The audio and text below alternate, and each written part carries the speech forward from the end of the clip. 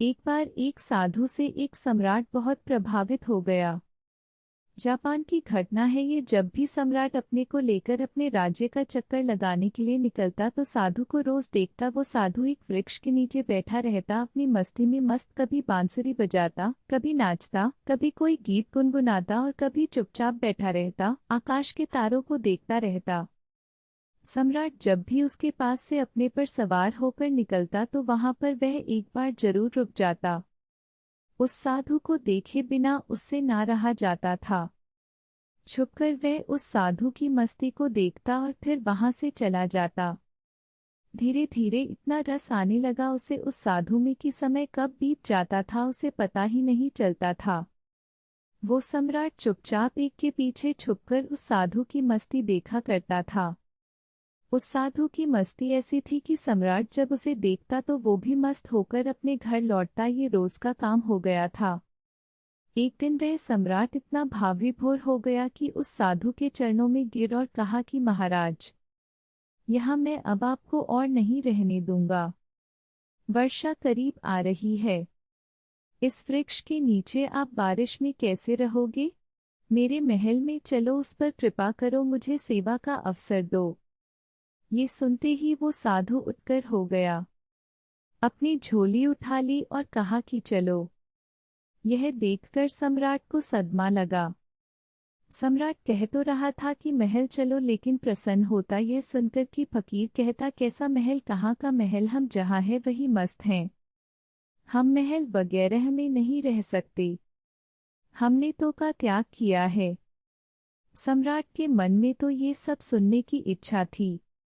अगर साधु ने ऐसा कहा होता तो सम्राट उसके पैरों पर गिरकर कुछ और विनती कर लेता, लेकिन साधु तो तुरंत चलने को तैयार हो गया तो सम्राट सदमे में आ गया। उसने सोचा कहीं मैंने कोई गलती तो नहीं कर दी, इस आदमी ने मेरे साथ कोई चालबाजी तो नहीं की, ये कोई महल में घुसने की तरकीब तो नहीं लगा रहा कि यहाँ पर बैठकर बांसुरी बजाता रहा, और कहीं ये इसका बांसुरी बजाना, ये मस्ती में नाचना, ये कहीं मुझे फंसाने के लिए कोई तरकीब तो नहीं है। क्या ये मछली को फंसाने के लिए कांटा तो नहीं फेंका गया था? फालतू ही चक्कर में सम्राट ने सोचा कि अब तो कुछ कह भी नहीं सकता। इसने एक मौका भी तो नहीं दिया। इसने ये भी तो नहीं कहा एक बार भी कि नहीं मैं बहुत मजे में हूँ। क्या बारिश, क्या सर्दी, हमारे लिए सब एक है। सम्राट ने सोचा कि क्या साधु है ये, आराम की बात आते ही तुरंत हाँ बोल दी। सम्राट के मन का सारा भाव ही खत्म हो गया। सम्राट ये सब सोच ही रहा था कि वो साधु तब तक सम्राट के पर बैठ गया।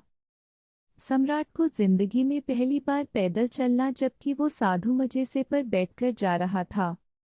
सम्राट के दिल को चोट लगी कि ये तो मैंने जल्दबाजी कर दी, बहुत गलती हो गई। लेकिन सम्राट अब अपनी बात से पलट भी नहीं सकता था क्योंकि वह अपने वचन का पक्का था। सम्राट ने सोचा कि यह भी महल में रहेगा, इतने लोग तो हैं, ये भी रहेगा तो क्या फर्क होगा। लेकिन सम्राट के मन में उस साधु के लिए सम्मान हो चुका था। साधु तो महल में जाकर रहने लगा, पर सम्राट को दिन प्रतिदिन कष्ट लगा क्योंकि साधु ऐसी मस्ती में रहता था। जब यही साधु उस वृक्ष के नीचे मस्त रहता था तो सम्राट के मन में उसके लिए आदर पैदा हो गया था कि ये कैसा गजब का त्यागी है। साधु तो वृक्ष के नीचे भी बांसुरी बजाता था और महल में आकर भी वो बांसुरी ही बजाता था, लेकिन अब वो मखमल के गद्दों पर बैठकर बांसुरी बजाता था। यह सब देखकर सम्राट की छाती पर सांप लौट जाता था कि कहाँ का आदमी मैं उठा लाया। ये कोई साधु ही है। सम्राट से भी ज्यादा शान से वो रहता था। सम्राट को तो कुछ चिंता फिक्र भी थी। आखिर अपना साम्राज्य, अपना महल, अपनी धन दौलत चिंताएं थी, लेकिन उस साधु को तो कोई चिंता नहीं थी। वो तो बांसुरी बजाए, नाचे, मस्त भोजन करे। 6 महीने किसी तरह सम्राट ने बर्दाश्त किया, लेकिन बात गई। सम्राट के लिए सहना मुश्किल हो गया। एक दिन सम्राट ने कहा, महाराज, एक निवेदन करना है। अब मुझ में और आप में क्या फर्क है? साधु ने कहा, फर्क जानना चाहते हो? सम्राट ने कहा, हाँ महाराज। साधु ने कहा कि तुम 6 महीने क्यों फालतू परेशान रहे? यह बात तुम्हें उसी वक्त पूछ लेनी चाहिए थी जब मैं पर बैठा था, क्योंकि मैंने तो देख ही लिया था कि यह बात तुम्हारे मन में उसी वक्त उठ गई थी। जब मैं झोला उठाकर राजी हुआ चलने को, उसी वक्त तुम्हारा चेहरा मैंने देख लिया था। यह प्रश्न तो उसी समय तुम्हारे भीतर था। अरे बुद्धू, तुमने 6 महीने तक अपनी छाती क्यों जलाई, वही पूछ लिया होता। मैं झोला डालकर फिर वहीं बैठ जाता। किस बात का संकोच कर रहे थे तुम? लेकिन मैं प्रतीक्षा कर रहा था कि देखो कब तक तुम पूछते हो, तो कल सुबह फर्क बता ही देता हूँ तुम्हें। लेकिन हाँ, गांव के बाहर बताऊंगा। सुबह सम्राट जल्दी उठा, उत्सुक था जानने को कि क्या फर्क है। सम्राट ने सोचा कि क्या फर्क हो सकता है। मुझे तो कुछ भी फर्क नहीं लगता। खाना जो मैं खाता हूँ वही वो खाता है, और मुझसे भी ज्यादा मांगे करता है। लाओ वो लाओ, मैं जिस कमरे में रहता हूँ उससे भी ज्यादा सुंदर कमरे में रहता है वो। मेरा 2-3 नौकरों से काम चल जाता है, पूरे दिन 15-20 नौकर साथ रखता है। इसकी जरूरतों का तो कोई अंत नहीं, मांगे ही चला जाता है। इतने शानदार पहनता है कि मुझे कोई देखे तो समझे कि मैं इसका मंत्री हूँ। ये खुद ही इस महल का सम्राट मालूम है। कम से कम महल के बाकी लोग मुझसे डरते तो है, इसकी आंखों में तो डर नाम की कोई भी नहीं है। बस पूरे दिन बिना किसी चिंता के मस्त बांसुरी बजाता रहता है। आज मैं भी देखूं कि क्या फर्क बतलाता है। सम्राट सुबह सुबह साधु के कमरे में पहुंच गया। वहां जाकर देखा तो साधु ने वही पुराने पहने हुए थे जो वो उस वृक्ष के नीचे बैठकर पहनता था। उसी झोले को अपने हाथ में उठा रखा था और दूसरे हाथ में बांसुरी लिए तैयार हुआ था। सम्राट ने कहा, चलिए महाराज। दोनों महल के बाहर निकल आए। चलते चलते गांव की नदी पार हो गई। कुछ देर बाद वे गांव के बाहर आ गए। सम्राट ने पूछा, अभी और कितना चलना है? साधु ने कहा कि बस कुछ देर और। चलते चलते सुबह से दोपहर हो गई। सम्राट ने कहा, बस अब और आगे नहीं, जो भी कहना है यही कह दो। साधु ने कहा, मैं तो आगे चलता हूँ, तुम चलते हो कि नहीं?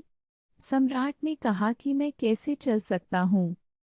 मेरा महल, मेरी बीवी, मेरे बच्चे, मेरी धन दौलत सब कुछ मुझसे हुए हैं। मैं तुम्हारी तरह फकीर ना हूँ जिसे किसी बात की कोई चिंता ही नहीं है। साधु ने कहा, बस यही फर्क है तुम में और मुझ में। मैं कहीं भी जा सकता हूँ, तुम नहीं जा सकते हो। मैं हर परिस्थिति में खुश रह सकता हूँ, लेकिन तुम नहीं। जब मैं उस वृक्ष के नीचे रहता था तब भी मस्ती से रहता था और अपनी जिंदगी के एक एक पल को जीता था। जब मैं तुम्हारे महल में चला गया, वहां भी मैंने अपने अनमोल जीवन के एक एक क्षण को पूरी मस्ती और के साथ जिया। अब जब मैं कहीं और चला जाऊंगा तब भी ऐसे ही जीऊंगा। हम जहाँ जिस वक्त रहते हैं पूरे तरीके से वही रहते हैं। हम ना तो अपने बीते हुए कल के बारे में सोचकर पश्चाताप करते हैं और ना ही भविष्य की चिंता करके अपने वर्तमान को खराब करते हैं। हम तो बस आज में जीते हैं, क्योंकि हम समझ चुके हैं कि जीवन तो आज में है, अभी इसी पल को जीने में है। बस यही छोटा सा फर्क है तुझ में और मुझ में कि तुम्हें परिस्थितियां चलाती है और हम परिस्थितियों को चलाते हैं। तुम खुश रहोगे या दुखी रहोगे, क्या तुम्हारे आसपास होने वाली घटनाओं पर निर्भर नहीं करता है ये? लेकिन हमारे लिए यह घटना जिंदगी के सफर का एक हिस्सा मात्र है। अचानक सम्राट को महसूस हुआ कि अरे, ये मैंने क्या कर दिया। इतने अद्भुत आदमी को गवा दिया। 6 महीने इसके साथ सत्संग भी ना कर पाया। सत्संग करता भी क्या, खाक। मेरे मन में तो यही चल रहा था कि ये तो एकदम साधारण आदमी निकला, खोटा सिक्का निकला जिसके ऊपर सोने की पालिश खुदी हुई थी, लेकिन अंदर से मिट्टी निकला। तुरंत ही सम्राट साधु के पैरों पर गिर बोला, नहीं महाराज, आगे नहीं जाने दूंगा। साधु ने कहा, देख मुझे कोई परेशानी नहीं है। ये रहा तेरा, मैं फिर इसी पर महल में वापस चला जाऊंगा, लेकिन फिर तुझे परेशानी होगी। ऐसा सुनते ही सम्राट के मन में वही विचार आया कि अरे, ये साधु तो फिर से आसानी से मान गया। साधु ने सम्राट के चेहरे की तरफ ध्यान से देखा और फिर बोला, लेकिन नहीं, मैं नहीं आऊंगा, क्योंकि तू फिर नहीं सुधरेगा, फिर तुझे परेशानी होगी और तू फिर से चिंता में जाएगा। हमारा क्या, हम तो सन्यासी है, हमारे लिए तो महल और जंगल सब एक जैसे हैं। हमें कोई समस्या नहीं, क्योंकि जिसे समस्या है वह सन्यासी नहीं है। मेरी बांसुरी जैसे महल में बजती थी वैसे ही जंगल में भी बजेगी और बजती ही रहेगी। यह कहकर वो साधु वहां से चल देता है और सम्राट वहीं उस साधु को जाता हुआ देखता रहता है। दोस्तों, अगर हम अपने जीवन को भी देखें तो हमें हमारी परिस्थितियां चला रही है। असलियत में एक इंसान अपनी परिस्थितियों का गुलाम होता है। अगर परिस्थितियां अच्छी चल रही है तो वो बहुत खुश रहेगा, लेकिन जैसे ही समय पलटता है आदमी दुखी होता चला जाता है। लेकिन क्या कभी आपने विचार किया कि जीवन परिस्थितियों पर ही निर्भर रहता है? क्या आदमी अपनी परिस्थितियों से ऊपर उठकर एक नए जीवन को देख सकता है, अपने स्वरूप को पहचान सकता है? जरा इस बारे में जरूर सोचना और आखिर में आप पाओगे कि तुम भी अपनी परिस्थितियों से बाहर निकलकर एक नए स्वरूप को, एक नए जीवन को देखना तो चाहते हो, लेकिन तुम्हारी परिस्थितियां तुम्हें बार बार पीछे खींच लेती है। तुम परिस्थितियों के गुलाम हो चुके हो, तो कोई तो ऐसा रास्ता होगा जो हमें उन परिस्थितियों से बाहर निकालकर एक परमानंद वाले जीवन से साक्षात्कार करा दे। ऐसा कौन सा तरीका है? खुद से चिंतन करना, सोचना। चिंतन करने से ही आपको रास्ता मिलता है। मैं आपको सब कुछ नहीं बता सकता, एक राह दिखा सकता हूँ, लेकिन उस पर चिंतन तो आपको ही करना होगा। तो दोस्तों, कैसी लगी ये कहानी आपको कमेंट सेक्शन में जरूर बताना, और अच्छी लगी हो तो इस चैनल को सब्सक्राइब जरूर कर लेना। तो मिलते हैं अगली किसी कहानी में, तब तक के लिए अपना ख्याल रखें।